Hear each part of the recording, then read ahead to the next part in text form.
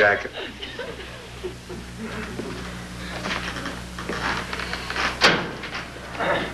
Gunther, let me explain. It's all right. You don't have to. You see, Mitch Miller said we should get another bass. You can't miss. You sounded wonderful. Gunther. Please. Boy, what a jerk I've been all my life thinking that I had a beautiful bass voice. Why did somebody tell me? Gunther, we tried to tell you. We just couldn't. I know you were being kind. All my life, people were trying to be kind to me. Even when I was a kid and I started singing a house, my own mother said to me, Gunther, go out in the street. Let the whole world hear you. Then when I grew up and my Uncle Igor was teaching me how to sing, he used to make me sing into a pillow. He told me it would develop my lungs. Gunther, being a great singer isn't everything. To a Toody it is. I'm the first Toody in 10 generations who hasn't got a great voice. No wonder my family avoids me. They're ashamed of me. Gunther. Why? Why of all the Toodies does it have to be me? Why me? Somebody's got to tell me. My Uncle Igor.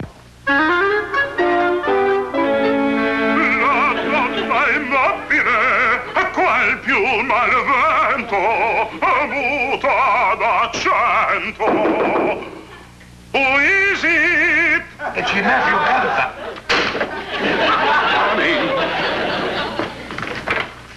Uncle Gunther, come in, come in. Gunther, my nephew, you never come up to see me. Uncle, I want your opinion. I want you to hear me sing. Wait, I'll get the pillow. No! No pillow this time. I want you to hear me sing right out in the open. Please, Gunther, there are music lovers in the building. I don't have to sing. Everybody knows it but me. I got a gravel voice. Oh, now, Gunther, don't take it so hard. Why me? Why must I be the only Toody with a gravel voice? It's a freak of nature, Gunther. In fact, every Toody had a gravel voice. They did? Oh, yes, it's a family characteristic. But once we had our tonsils taken out, out poured the voice of angels. Uncle. What is it? I never had my tonsils taken out. Have your tonsils taken out? No. Would it help? Help! Your voice will be magnificent! That glorious Toody voice resting peacefully all these years, lying sheltered and protected by those tonsils, aging like rare wine, just waiting for the moment to pour out like pure gold.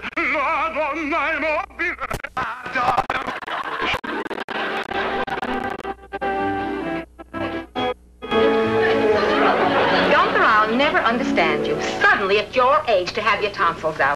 Next thing you want will be braces on your teeth. Oh, Gunther, you have visitors. Hi, Gunther. Hi, Gunther. Gunther, on behalf of the Whippoorwills, we want you to have these. We figured your throat may be sore, but your nose is still all right.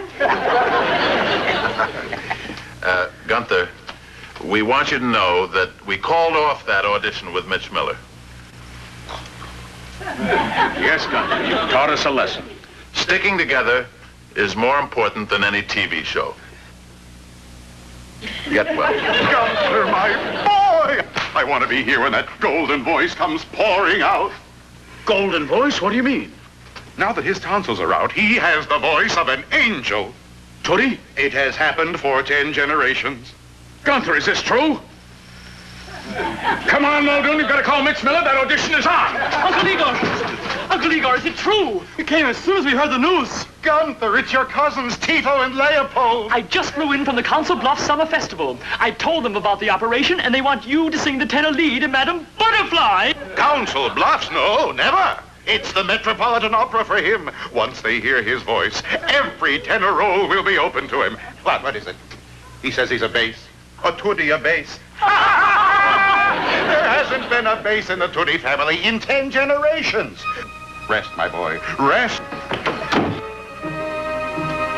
You'll be the greatest tenor of them all, of them all, of them all. If a better tenor comes along, I'd gladly step aside. Step aside. Step aside.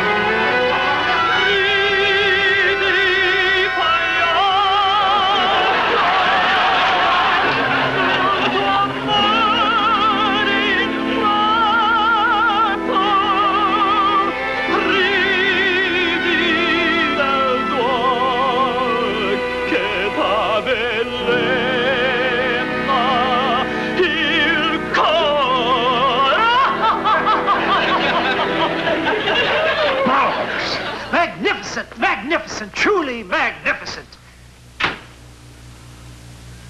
Francis! Francis!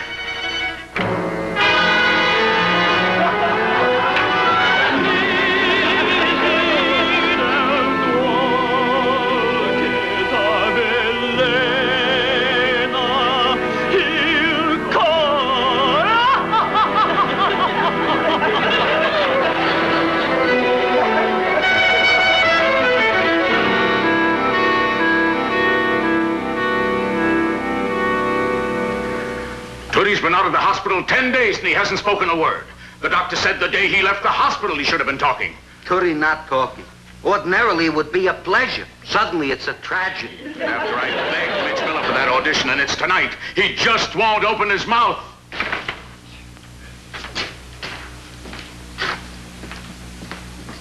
Hello, Gunther. Hello.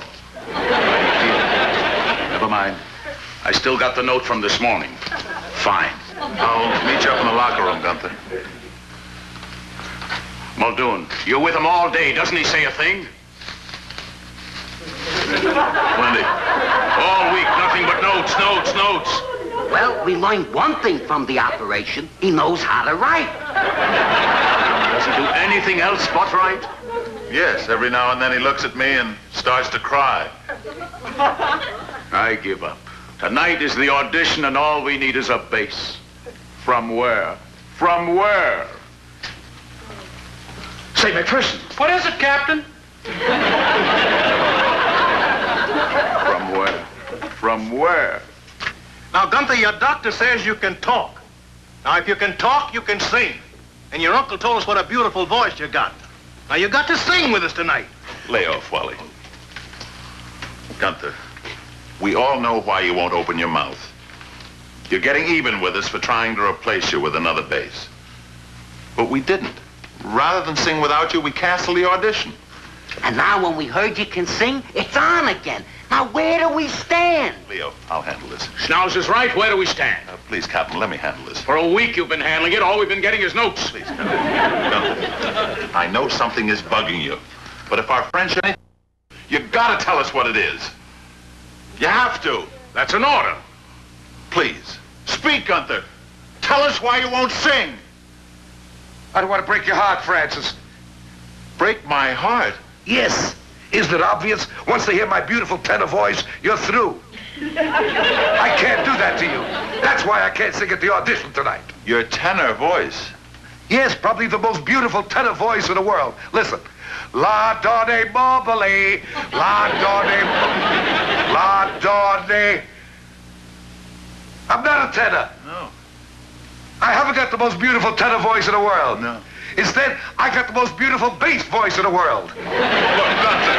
Captain, with this beautiful bass voice of mine, how can we miss at the audition tonight? I gotta sing for my uncle. Ridi pagliacci, ha ha ha ha. Say, they look familiar. Yes, they're the 53rd Precinct Whippoorwills for their second audition. We'd like to do Way Down Upon the Swanee River by Stephen Foster.